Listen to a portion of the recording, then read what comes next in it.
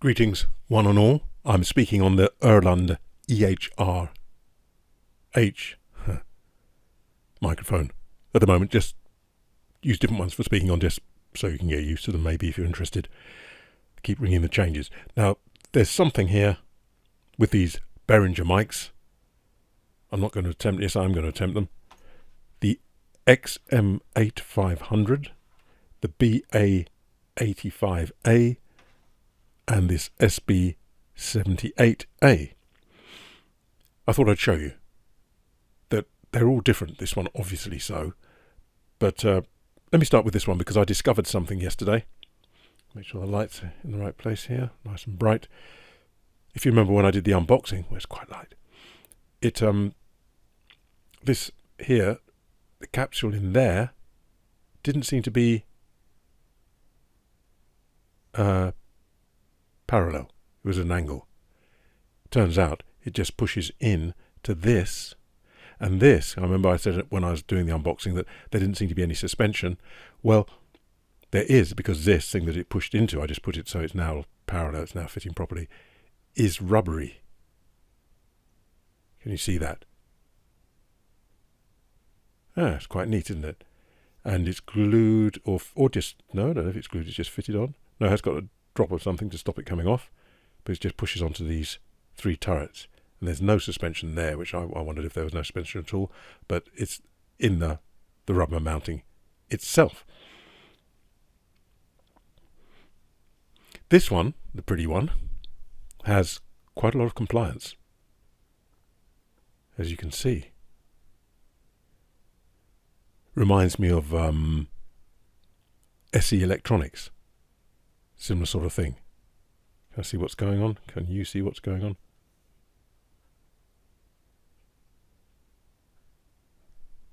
Don't know if you can. Just under there. Anyway, you get the idea. Also reminds me a bit of the Master Reference, AKG, which has that kind of a movement, and on the other side of the suspension, it has a weight to kind of balance it. This one, much stiffer. Does have some, but not very much. Something else while we're at it. Can't see on this one, but I was reading on that website. I'll put the link again. It's worth having a little look if you want. There's stuff going on. So we've got all these different diaphragms and so on and so forth. People can use the same diaphragm. They just look different, but they might not be. They look it, but they might not be. And you can tweak things. So there'll be a plate under this foam, like an SM58. In fact, we might be able to see on the SM58. I think we can. This American one. I was worried about replacing the foam underneath because it's a bit manky looking there. But under that plate, under that foam, there's a plate. You can see that little bubble there? That bubble corresponds to the center of the diaphragm on a dynamic. And there's a plate there, probably with perforated, and that is a treble resonator. It affects the resonance of the treble. So they can tweak things to make it a bit brighter, have a bit more shape at the top. It's all to do with the diaphragm having its own natural resonant frequency, which has that peak in it, so they can tend to bring it down a bit or shape it by these plates on top. So there'll be a plate under there with a little dome. Doubtless I'm not going to press and fiddle about. This one, well, you can see straight away. There's a plate with no foam. And that little dome there is to accommodate the diaphragm underneath. So I've read. Now, something about this one, when I said, does it matter that this isn't aligned? I thought probably not. Then I looked.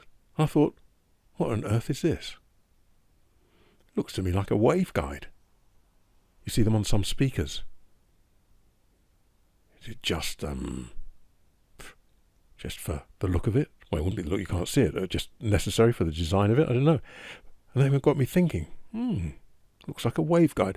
And as we look underneath this here, don't know if you can see that there are perforations all the way around.